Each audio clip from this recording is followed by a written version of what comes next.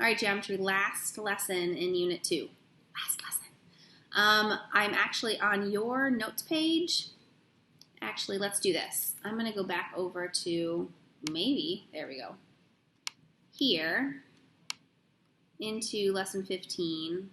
We want to talk about parallelograms, what must be true, what could possibly be true, and what definitely can't be true. I need to draw the parallelogram first. So I'm actually going to draw this. You're going to copy it down into your notes. And then I'm actually going over to the teacher's edition so that you can take notes better. So A, B, C, D. Well, let's do this. I'll just go from here, and you're still going to take notes. Okay? So first, let's talk about things that must be true. So things that must be true, we know AB is parallel to CD. And these are all reasons you can use in a proof, and your reason is going to be definition of parallelogram. Things that have to be true, these are all segments. AD is parallel to BC.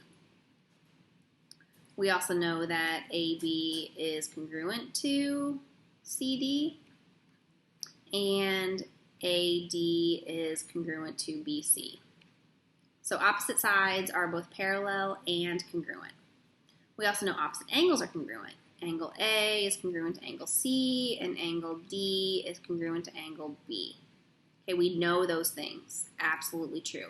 And it doesn't matter if a parallelogram is a rectangle or a parallelogram.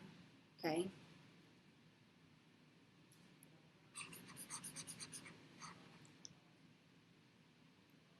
Okay. Let's see. We also know that angle A and angle D are supplementary. That means they add to 180. And we know angle B and angle C are supplementary. A and C,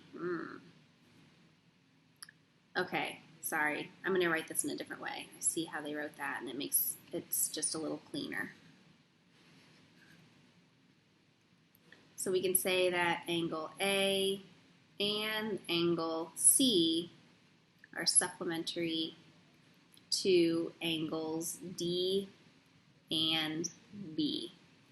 Okay, A is supplementary to D, A is supplementary to B, and C is supplementary to B, and C is supplementary to D. Okay? Cool. Now, let's draw that bisector.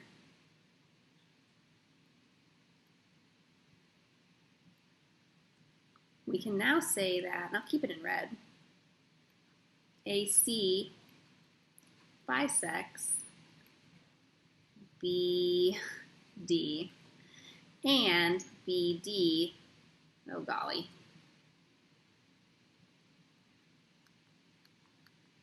sorry, BD bisects AC, the inverse of each other. Okay, so those must be true. Now we can go for the might be trues. Okay, I'm going to give you a second to push pause and write these things down, and then I'm going to start over, so I'm going to erase these. So push pause, please. Now I'm erasing.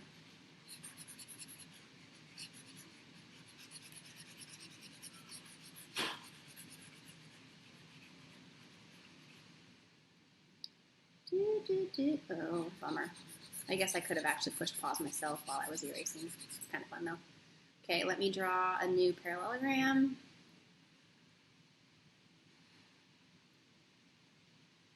Not bad.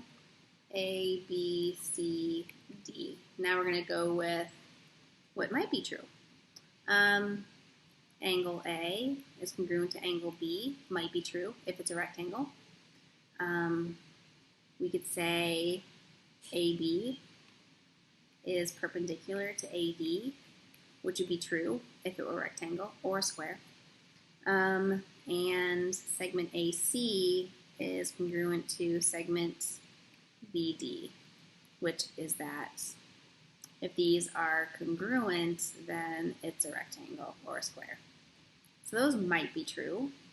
We could say that AB is congruent to AD, AD,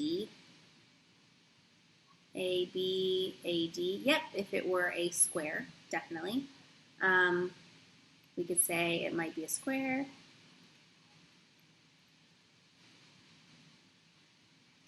We could say it might be a rectangle.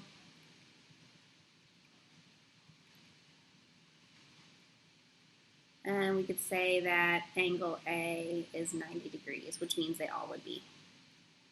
Okay? All right, so those are the you might be able to say. Now I'm going to push pause myself and erase all this and do the next one. It's like magic. And then the third, what definitely can't be true. Well, this is random. A, B, C, D is a pentagram. Nope. A, B intersects. C, D, nope. They're parallel. A, D, these should have lines over them. Intersects. B, C, nope. Okay, none of those things happen. All right, let's move on. Floppy quadrilaterals. So Jada's learning about the triangle congruence theorem, side, side, side, side angle, and angle, side, angle. She wonders if there are any theorems like this for parallelograms. If two parallelograms have all four pairs of corresponding sides congruent, do the parallelograms have to be congruent? If so, explain your reasoning. If not, use the tools available to show you it doesn't work. We're just going to look at this right here. All right? AB is equal to EF, DC is equal to HG, EH is equal to AD, and BC and FG. Are those equal? No. Okay, the angles inside of them aren't equal.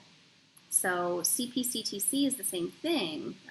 Here, obviously, angle E is not congruent to angle A. Okay? And I can say that for all the other angles too. And I'm pretty sure that DB is not congruent to HF. Okay, so that does not work.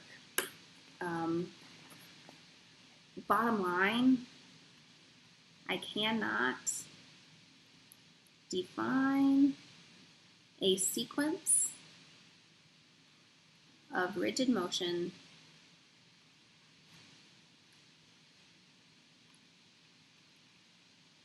that takes parallelogram or quadrilateral ABCD onto EFGH. There's no sequence of rigid motions that works. I can decompose them in triangles and prove that it's not working, but no. And then make your own congruence theorem. No. Okay? Not going to do that today. Not today. Okay? We needed a short lesson after the last few, so good job.